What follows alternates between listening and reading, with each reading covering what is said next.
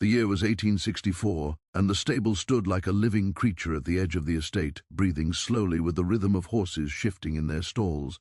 Built from dark timber that had aged into deep browns and blacks, the structure carried the smell of hay, leather, sweat, and damp earth.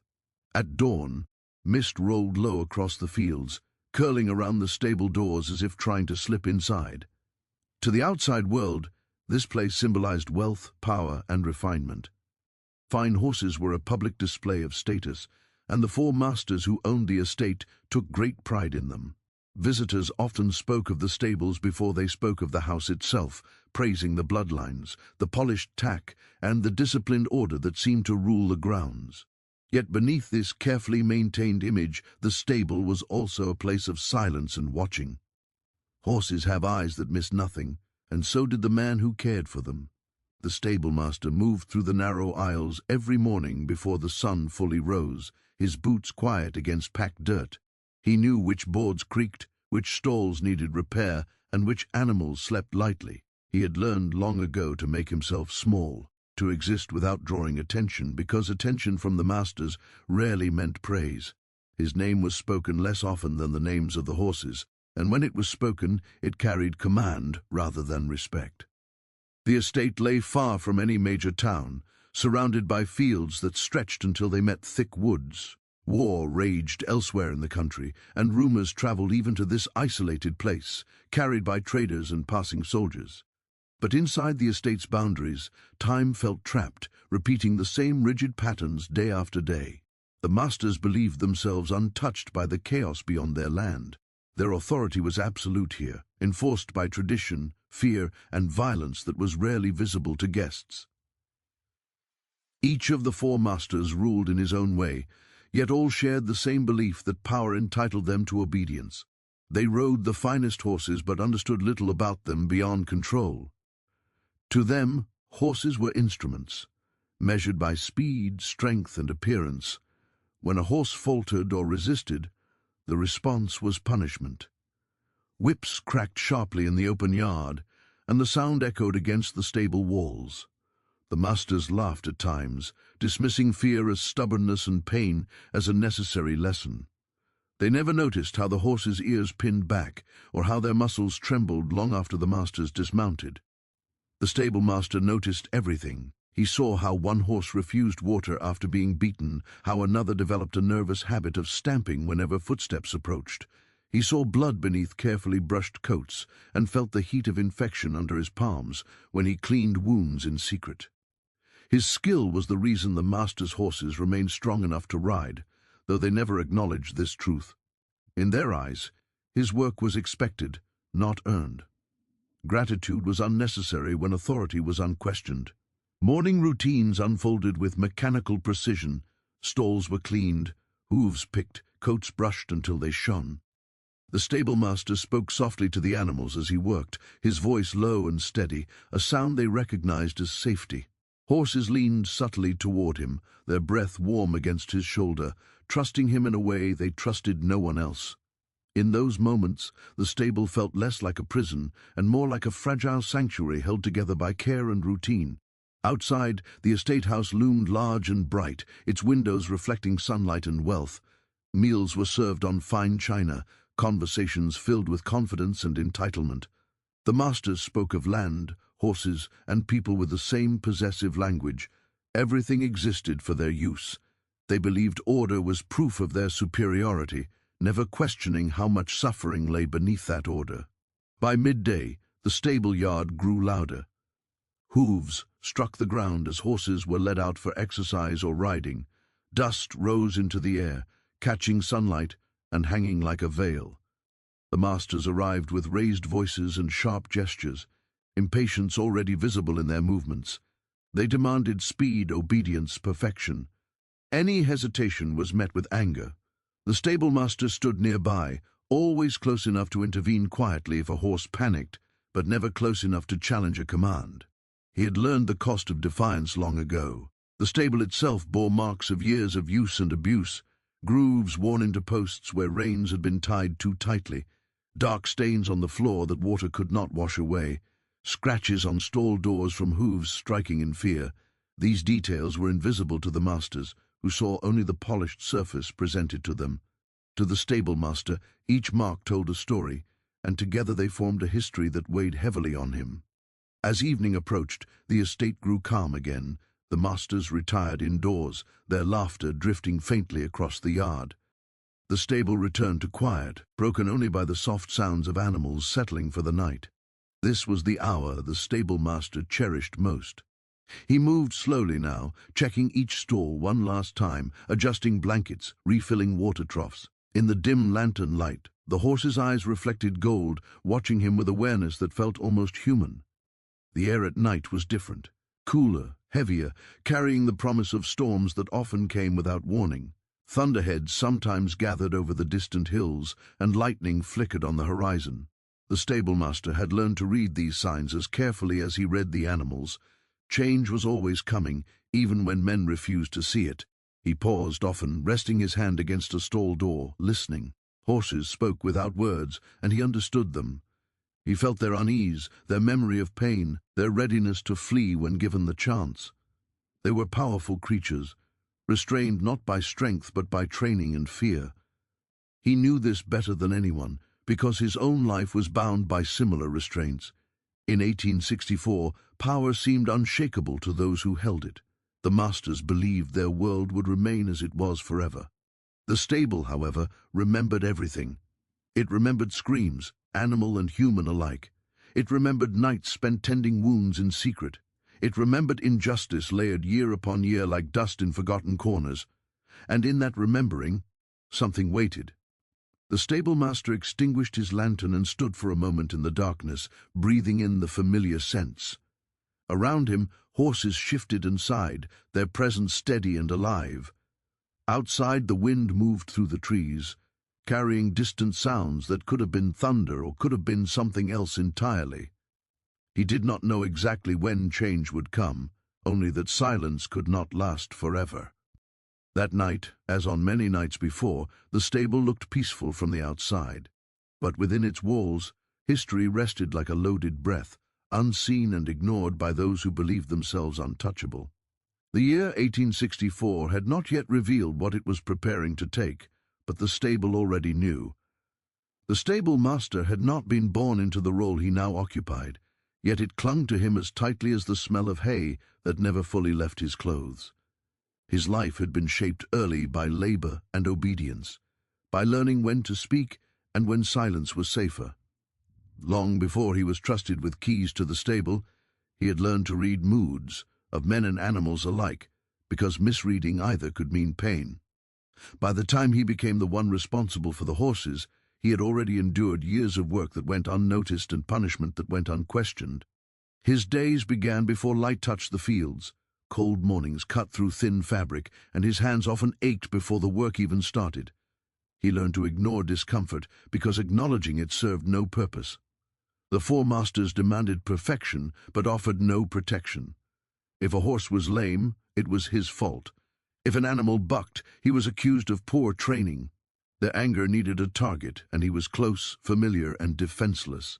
Blame followed him like a shadow. The cruelty was not always loud. Sometimes it came in the form of deliberate neglect, meals delayed, wages withheld, promises broken without explanation. Other times it arrived suddenly and violently. A raised hand, a boot to the ribs, a whip used not for correction but for humiliation. The stablemaster learned to stand still during these moments, eyes lowered, jaw clenched, because resistance only worsened the punishment. Pain passed more quickly when it was accepted. What cut deeper than physical suffering was the constant reminder of place.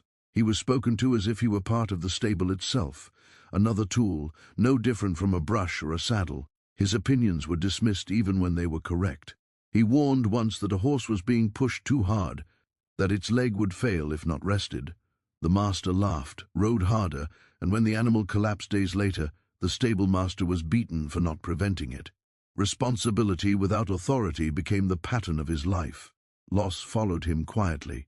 People like him did not keep families close. Work consumed every hour, and fear made attachment dangerous. Those he cared for drifted away or disappeared, taken by illness, debt, or violence. He learned not to ask questions when familiar faces vanished. Asking drew attention, and attention was never kind. Over time, his world narrowed to the stable, the horses, and the routines that gave him a sense of control he lacked elsewhere. The horses became his refuge. With them, he did not have to pretend. They responded to consistency, to patience, to touch. When his hands were gentle, they relaxed. When his voice was calm, they listened. This relationship was not built overnight. It grew from countless small acts, cleaning wounds, adjusting tack to ease pressure, standing quietly during storms. Horses that flinched from everyone else learned to stand still for him. This trust felt like a fragile victory in a life filled with defeats. The masters noticed the results, but never the cause. They bragged about the animals' obedience, about how well trained they were, attributing success to discipline rather than care. When guests praised the horses' calm temperaments, the masters accepted compliments without hesitation. The stable master stood nearby, invisible, absorbing the knowledge that his best work made others shine while he remained unseen. Resentment did not arrive all at once. It grew owly, layered over years like sediment. At first there was only fatigue, then frustration, then a dull, constant anger that he learned to bury deep because showing it would have been dangerous. He watched cruelty repeat itself, watched warnings ignored, watched pain inflicted without consequence. Each incident added weight, pressing down until even breathing felt heavy. He found himself noticing patterns. Horses beaten early in the day grew unpredictable by evening. Animals forced beyond their limits remembered the hands that hurt them. Fear did not vanish with time. It waited, coiled and ready. These observations were not born of malice but of necessity. Understanding behavior was survival, for him and for the animals under his care. There were moments when despair nearly broke him. Nights when exhaustion made him sit in the dirt behind the stable, head in his hands, wondering how long a man could endure before something inside gave way. He considered escape, but escape required resources he did not have and risks he could not afford. Leaving meant abandoning the horses, the only beings who depended on him without cruelty. That thought kept him rooted, even as the cost grew higher. The four masters each represented a different face of domination. One was loud and impulsive, quick to anger. Another was cold, using silence and calculated punishment to maintain control. The third treated cruelty as sport, laughing as others suffered. The fourth hid his violence behind polite words and false concern. Together, they formed a system that allowed no challenge. The stable master learned to anticipate them, adjusting his behavior depending on who approached, always measuring risk. Despite everything, his competence made him indispensable. Horses are complex creatures, and few could manage them as effectively as he did. This protected him in small ways. He was punished, never removed. His survival depended on walking a narrow path, useful enough to keep, submissive enough not to threaten. It was a balance that demanded constant vigilance. Over time, something inside him shifted. Pain numbed, and in its place grew a clarity that surprised him. He understood power now, not as something inherent, but as something fragile, maintained through fear and routine. He saw how quickly order could unravel when those routines failed. Horses, he knew, were not machines. They were strength held in check by trust. Break that trust, and control became an illusion. This understanding did not yet form a plan, but it planted a seed. He began to see possibilities where before there had only been endurance. He paid closer attention to schedules, to how the masters moved through the stable, to the small moments of carelessness that passed unnoticed. Knowledge had always been his shield. Now it felt like something more. The stable master still rose before dawn, still worked until his body ached, still bowed his head when commanded. On the surface, nothing had changed. Inside, however, patience had transformed. It was no longer passive. It was watchful, deliberate. He had learned that suffering could teach as much as kindness, and that memory, whether human or animal, was powerful. By the end of each day, as he closed the stable doors and listened to the horses settle, he felt the weight of years pressing against a future he could not yet name. He did not dream of revenge in fiery images or loud declarations. His thoughts were quieter, shaped by observation rather than rage. He understood that true change did not announce itself. It arrived when conditions were right, The stablemaster carried his suffering with him like a second spine, straightening him even as it hurt. He had been bent, but not broken. In the silence of the stable, surrounded by Creator, who trusted him completely, he allowed himself one forbidden thought, that endurance was not the same as submission. And once that thought took hold, it refused to leave. The horses had learned the world through pain long before anyone thought to listen to what they remembered. Each animal carried its own history in muscle and nerve, in the way it lifted its head at sudden sounds or tightened its body beneath a rider. To the masters, these reactions were flaws to be corrected. To the stablemaster, they were warnings written in flesh. He understood that horses did not forget. They adapted, endured, and waited.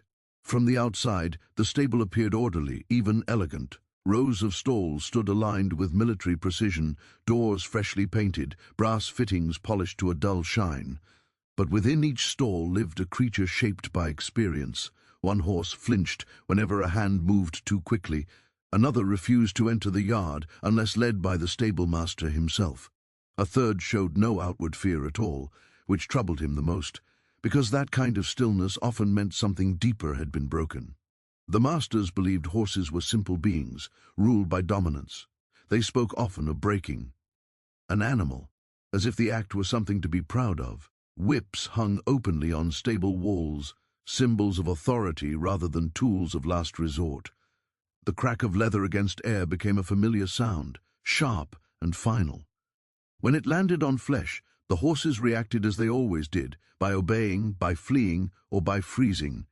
Each response was judged harshly, punished until it met expectations. The stablemaster saw what the masters did not. He saw how fear lingered long after the whip was lowered. Horses punished in the morning carried that fear into the evening, into the next day, into weeks and months ahead. Training rooted in pain did not create loyalty, it created tension, a brittle obedience that could shatter without warning. The masters mistook stillness for submission and silence for acceptance. In the quiet hours, when the masters were gone and the stable belonged only to him and the animals, the horses revealed their true selves. They breathed differently then, slower, deeper. Their muscles softened. They shifted their weight with less caution. Some pressed their heads gently against the wooden walls, listening for his footsteps. They recognized the rhythm of his walk, the way he paused before each stall. To them, these small patterns meant safety. He spoke to them not as property but as living beings. His words were not commands but reassurance, murmured low so as not to startle. Over time, the horses learned that his voice did not precede pain. When he raised his hand, it was to brush, to clean, to soothe. Trust formed gradually, built from countless moments where nothing bad happened. In a world defined by violence, predictability became kindness. Still, even under his care, the horses could not forget what the masters had done. Their bodies remembered every blow, every forced ride, every moment of panic. When a master approached, the air changed. Horses tensed before the man even entered the stable.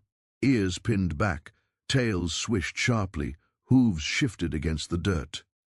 The stablemaster felt this tension ripple through the space like a warning current. Animals knew danger long before humans admitted it. He noticed how different horses responded to cruelty. Some grew wild, unpredictable, striking out without clear cause. Others turned inward, becoming dull and unresponsive. A few learned to mask their fear entirely, presenting perfect obedience until something snapped. These were the ones that concerned him most. A horse that showed fear could be managed. A horse that showed nothing was waiting. The masters dismissed these signs as superstition or weakness. They mocked the idea that animals could hold grudges or remember injustice. To them, each day began anew, unconnected to the last. They believed authority erased the past.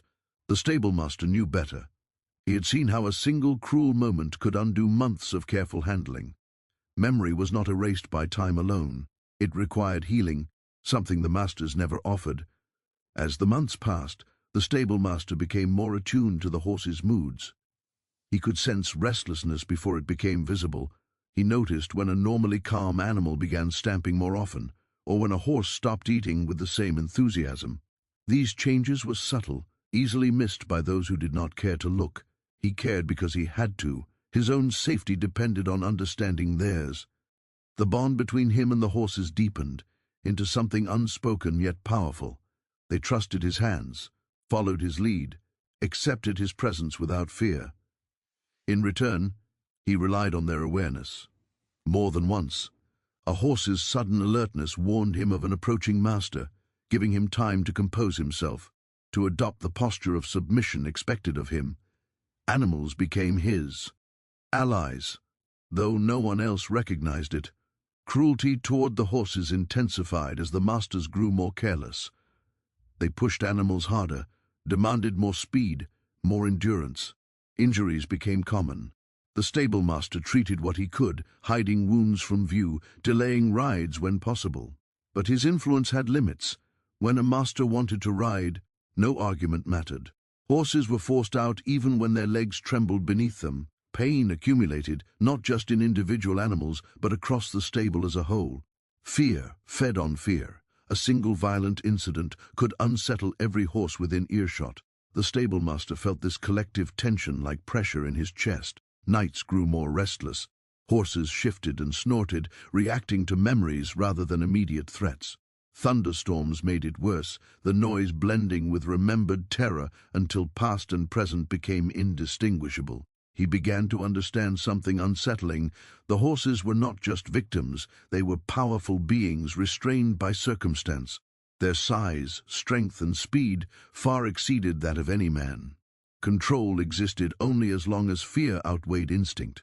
When fear shifted, when it turned from submission to panic or anger, control could vanish in an instant. This was not a thought he entertained lightly. It emerged naturally from observation, not desire. The master's confidence blinded them. They strutted through the stable, certain of their dominance, unaware of how close they stood to danger. They did not see the way certain horses tracked their movements with sharp, calculating eyes. They did not notice how hooves struck the ground a little harder when they passed. To the masters, horses were predictable because they had always been predictable. They never considered why. The stable master felt a growing unease that he could not entirely define. It was not fear for himself alone, but for what might happen when tension finally broke. He knew from experience that systems built on cruelty rarely collapsed gently. Something always paid the price. Sometimes it was the weakest. Sometimes it was whoever happened to be closest when restraint failed. In caring for the horses, he also cared for the knowledge they carried. He understood that every act of kindness he offered did not erase past cruelty, but it changed how the horses responded to him. They trusted him enough to remain calm under his guidance, but that trust did not extend to the masters. In this difference lay something dangerous and unavoidable. Horses learned who hurt them and who did not. As days turned into weeks and weeks into months, the stable became a place charged with memory. Every stall held stories of fear and relief intertwined. The stable master moved through this space like a keeper of unspoken truths. He did not speak of what he sensed, because there were no words for it that would be accepted. Instead, he listened, watched, and remembered. The horses were not plotting. They did not understand revenge or justice as humans did, but they understood pain and safety. They understood threat and relief.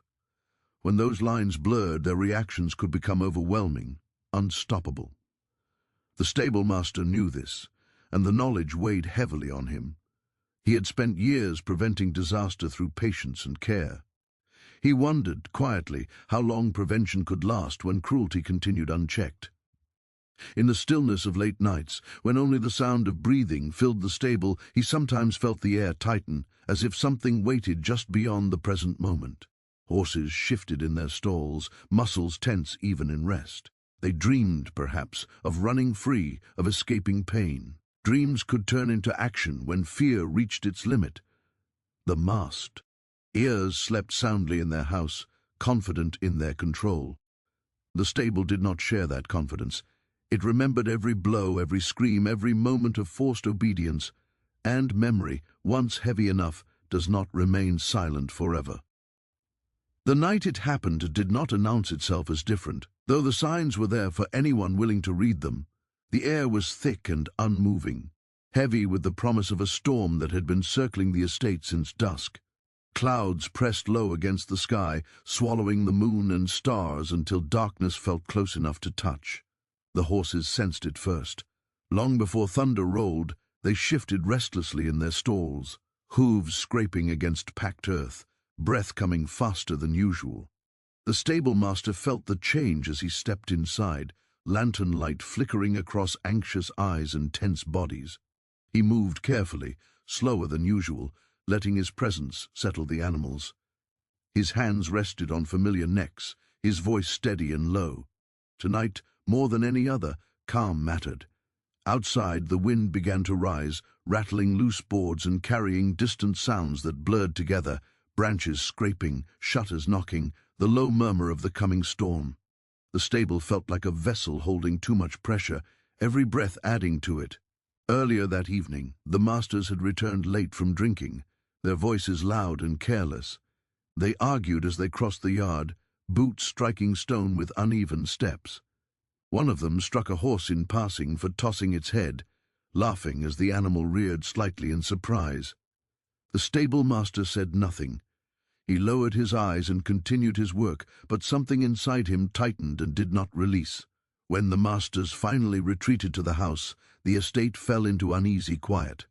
Lamps burned behind tall windows, shadows moving inside as laughter drifted. Ed out and faded. The stable master remained where he was meant to be, finishing his duties, locking doors, checking bolts. Routine had always been his armor. Tonight it felt thinner. The storm arrived suddenly. Thunder cracked so close it seemed to split the air above the stable, followed by rain that fell hard and fast, drumming against the roof with violent force. Lightning flashed through the cracks, illuminating the interior in sharp white bursts. Horses reared and stamped, some crying out in fear. The stablemaster moved quickly now, opening stall doors just enough to soothe without allowing panic to spread. He had weathered storms before. Horses feared thunder, but they trusted him to guide them through it. Then something went wrong. A sharp crack echoed from the far end of the stable, wood splitting under pressure. One of the older stall latches, weakened by years of neglect, gave way as a frightened horse slammed its weight against it. The door burst open, swinging wide. The horse surged forward into the aisle, eyes wild, muscles trembling with fear and confusion. The sudden movement sent a shock through the stable. Other horses responded instantly, panic jumping from stall to stall like fire. The stablemaster froze for half a heartbeat, then acted. He raised his voice, firm but calm, trying to contain the chaos.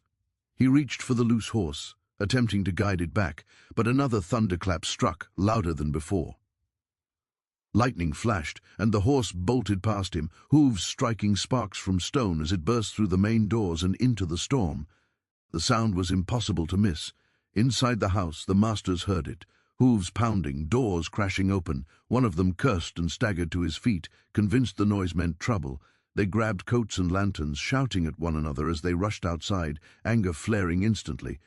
Drunk or not, they believed the stable was theirs to control, and anything that broke that control demanded immediate punishment. By the time they reached the yard, rain soaked them through. The lantern light wavered wildly in their hands, shadows leaping across the ground. The loose horse stood near the edge of the yard, rearing and snorting, rain slicking its coat. Another stall door inside the stable broke open, then another. Panic had spread faster than the stable master could stop it. Horses spilled out, driven by fear, storm, and the sudden taste of open space. The masters shouted orders, their voices sharp with rage rather than caution. They ran forward, waving lanterns, cracking whips they had brought with them. This only made things worse. Horses shied away from the light and noise, spinning, colliding with one another. Hooves struck the ground with terrifying force. The yard became a blur of motion, rain, and shadow. The stable master stood at the edge of it all, heart pounding, watching control dissolve. He tried to shout warnings, to tell the masters to step back, to lower their voices, but thunder swallowed his words. One of the masters lunged toward a frightened horse, striking it across the flank. The animal screamed, a sound raw and desperate, and surged forward blindly. The first man fell when he slipped in the mud, knocked aside by the sheer mass of the horse as it charged past. He went down hard, lantern shattering, darkness swallowing his cry. Another master rushed to help him, only to be struck from behind by a panicked horse rearing in confusion. He fell screaming, arms raised too late to protect himself. The yard was chaos now. Horses ran without direction, driven by instinct alone. Lightning illuminated brief, horrifying glimpses. Men on the ground, hooves descending and lifting again, mud splashing red-brown under pounding rain. Screams coo. Through the storm, sharp and desperate, quickly lost beneath thunder and the thunder of hooves. The third master tried to escape toward the stable wall, slipping and scrambling on hands and knees. A horse skidded sideways, unable to stop, crashing into him with bone-shaking force. He cried out once before the sound was swallowed by the storm. The fourth stood frozen, lantern raised, face pale with disbelief. He had ruled this place for years, believed himself untouchable. Now the world he controlled had turned against him. A final lightning strike split the sky, blindingly bright. In that instant, a horse burst past him, then another. He turned to run, but fear slowed him, legs heavy and uncoordinated. He fell backward into the mud, screaming as hooves thundered around him. The storm carried his voice away, leaving only noise and motion and the relentless force of animals that no longer recognized commands. The stable master did not move. He could not have stopped it, even if he wanted to. This was not something he had planned step by step, not a carefully arranged act. It was the collapse of restraint, the inevitable result of fear piled upon fear. He stood in the rain, soaked and shaking, watching the yard empty itself of violence as quickly as it had filled. Gradually the horses slowed. Some bolted into the fields, vanishing into darkness. Others circled uncertainly, then drifted back toward the stable, drawn by habit and the familiar presence of the man who had always been their anchor. The storm began to weaken, thunder rolling farther away, rain easing into a steady fall. Silence crept back in, broken only by labored breathing and the soft patter of rain. Lantern light from the house flickered weakly as servants and guards finally emerged, drawn by the noise too late to change anything. They stared in horror at the scene before them, at the bodies lying broken in the mud, at the horses standing nearby, heads lowered, sides heaving. The stablemaster stepped forward at last. He spoke softly, guiding the horses back inside, one by one, his voice steady despite the tremor in his hands. They followed him, trusting him even now, even after everything. Inside the stable, he closed the doors and leaned his forehead against the wood, breathing deeply, listening to the horses settle once more. Outside, men shouted and ran, confusion spreading as quickly as panic had. No one spoke to the stablemaster, no one accused him. What had happened looked like an accident, a tragic convergence of storm, fear, and poor judgment. Horses had panicked, men had been in the wrong place at the wrong time. That was all anyone could say with certainty. As dawn approached, the storm finally passed, leaving the air washed clean and cold. The estate lay changed, though it would take time for anyone to understand how deeply. In the stable, horses stood quietly, exhausted but alive. The stablemaster remained with them, hands resting on familiar necks, eyes closed. He had survived many nights of suffering. This night had survived him too, and when the sun rose over the fields of 1864, it illuminated a truth that could no longer be ignored. Power built on cruelty does not collapse gently. It breaks, and when it does, it takes its masters with it. Morning arrived slowly, as if the land itself hesitated to witness what the night had left behind. A pale grey light spread across the fields, revealing the estate in a state of stunned stillness. The yard where chaos had ruled hours earlier now lay quiet, mud churned and scarred, broken lantern glass scattered like fallen stars. The rain had washed much of the blood into the soil, but not enough to erase the truth of what had happened. Bodies lay covered with hastily thrown coats, shapes that servants and guards avoided looking at directly. No one spoke above a whisper, as if raising their voice might wake the dead. The horses returned to their stalls, stood subdued and weary. Their flanks still rose and fell heavily, muscles trembling with exhaustion rather than fear. They accepted water and hay without resistance, heads lowered, eyes dull. The stablemaster moved among them with the same care he always had, though his steps felt heavier now. He checked for injuries, cleaned shallow cuts, soothed animals that shuddered when thunder echoed faintly in memory. To the horses, the night had been terror. To the humans, it had become something else entirely. News spread quickly beyond the estate, carried by messengers and whispers. 4 masters, men known for their wealth and authority, had died in a terrible accident. The story traveled faster than the facts. Some said the storm had driven the horses mad. Others claimed drink had dulled the men's judgment. A few murmured darker things about cruelty answered by fate, but such words were spoken softly and never in the open. Officially, there was no one to blame. Accidents happened. Horses were unpredictable. Nature was unforgiving. Authorities arrived later that day, stiff and formal, their boots clean compared to the mud-stained ground they walked upon. They asked questions, examined the yard, noted the broken stalls and scattered hoofprints. The stablemaster answered calmly, carefully. He described the storm, the panic, the sudden collapse of order. Everything he said was true. He omitted nothing that mattered and added nothing that would draw suspicion. No one asked why the horses had panicked so violently, or why fear seemed to have lived in the stable long before the storm arrived. The estate changed hands quickly. With no heirs prepared to take control, ownership passed through legal channels, tangled in disputes. Hat pulled attention away from the stable and its keeper. Servants left, some by choice, others dismissed. The house grew quieter, rooms closing one by one, furniture covered in sheets. What had once been a symbol of power became a burden no one wanted to claim. Through it all, the stablemaster remained. He continued his work because the horses needed him, and because leaving felt more dangerous than staying. Yet something had shifted. Commands no longer came from above. No boots struck the yard in anger. No whips cracked without warning. Those who remained treated him differently now, not with respect exactly, but with caution. They had seen what happened when control failed, and fear had a way of changing how people looked at one another. Whispers followed him wherever he went. Some believed he had been lucky. Others believed he had been protected by the animals themselves. A few suspected more, though none could say what that might be. The stablemaster heard these murmurs and said nothing. Silence had kept him alive before. It would serve him again. At night, when the stable settled and the world grew still, he reflected on what had been lost and what had ended. He did not feel triumph. Revenge had never been a word he allowed himself to dwell on. What he felt was closer to release, though even that came with weight. 4 men were dead. No matter their cruelty, no matter the suffering they had caused, death carried its own gravity. He did not celebrate it. He acknowledged it, the way one acknowledges a storm that destroys a village. Terrible, final, beyond simple judgment. The horses began to change in small ways. Without constant violence, their tension eased. They ate more calmly, slept more deeply. Some habits remained, flinching at sudden noise, nervous stamping, but these faded over time.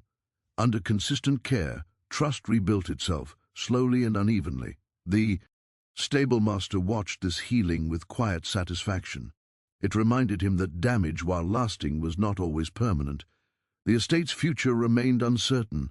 Buyers came and went, inspecting land and buildings with calculating eyes. Few stayed long. The story of the night hung over the place like mist, unsettling those who heard it. Eventually, parts of the land were sold off, the grand house abandoned, its windows dark. The stable, however, endured. Practical needs outlasted pride, and horses were still valuable. When a new owner finally took possession, the change was subtle but meaningful. The man was not kind in a grand sense, but he was cautious, aware of the estate's history. He listened when the stablemaster spoke. He did not laugh at warnings or dismiss concerns. Perhaps fear guided him more than empathy, but fear can be a teacher. Under this new arrangement, cruelty lost its place as a tool of control. The stablemaster aged quietly. Years of labor had marked his body, lines etched deep by sun and hardship. Yet his movements grew lighter as the weight of constant vigilance eased. He still rose before dawn, still walked the aisles with practiced care, but the dread that once accompanied each day softened. For the first time in his memory, the future felt open rather than fixed. Sometimes, at twilight, he stood at the stable doors and looked out over the fields. The land seemed unchanged, yet everything was different. Power no longer screamed here. It whispered, if it existed at all. He understood now that justice did not always arrive through courts or declarations. Sometimes it came through collapse, through the breaking of systems that had relied on silence and fear. Stories about the night continued to circulate. Years later, travelers still spoke of the estate where 4 masters died beneath the hooves of their own horses. Each telling grew more dramatic, more moral. Some called it fate, others called it divine punishment. Few mentioned the stablemaster at all. He became a shadow in the story, a nameless figure who tended horses before and after the storm. That anonymity suited him. He had lived his life unseen, and being unseen had saved him. Yet those who paid close attention, those who watched how horses responded to him, how they calmed at his touch, understood that something essential lived in that quiet presence. He carried knowledge earned through suffering, and wisdom born of endurance. In the end, the stable did what it had always done. It held memory, not as a curse, but as a lesson. The hoofprints in the yard faded with time, washed away by rain and growth. The earth reclaimed what had been spilled upon it. But the truth remained, passed from mouth to mouth, from generation to generation. Cruelty does not disappear without consequence. It waits, accumulating, until something gives. The stablemaster never spoke publicly about that night. He did not need to. Every calm horse, every peaceful dawn, was answer enough. His revenge, if it could be called that, was not written in blood but in survival. He lived. The horses lived. And the power that once crushed them did not. When he finally left the stable for the last time, years later, he closed the doors gently, as he always had.